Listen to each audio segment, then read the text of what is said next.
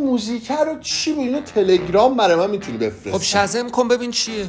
شزم کن بعد از اسپاتیفای پیداش کن.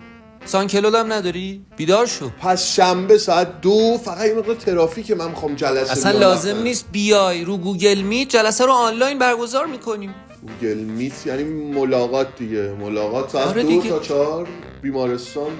اینو میتونی بندازی آروم اینو در اینو میتونی بندازی رو تلویزیون؟ اپل تیوی تو ام وی پی ان داره؟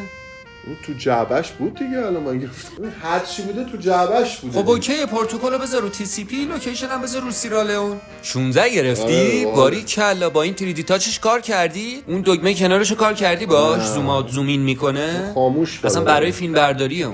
آره. چرا 16 خریدی پس؟ فلش هم یادم رفت این فایل رو می‌خواستم ازت بگیرم. مشکلی نداره، من اینو گذاشتم رو گوگل درایو، لینکشو برات میفرستم.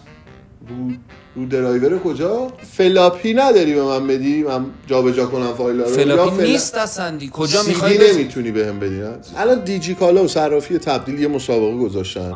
جایزش طلا و بیت کوین و شیبا. من باید چیکار کنم؟ تو ولت باید بگیری. دارم آقا، ولت من دارم یه دونه، ولی خب این یه خود شل شده، کارتای من میفته از توش. ببین تو ورود به دنیای رمزارز واسط خیلی زوده. خیلی زوده. آره. من یه وام برات ردیف آره میکنم، ریالی کارت به کارت کن، قسطش هم خودم میدم. سات نکن بره هیچ کاری نداشت.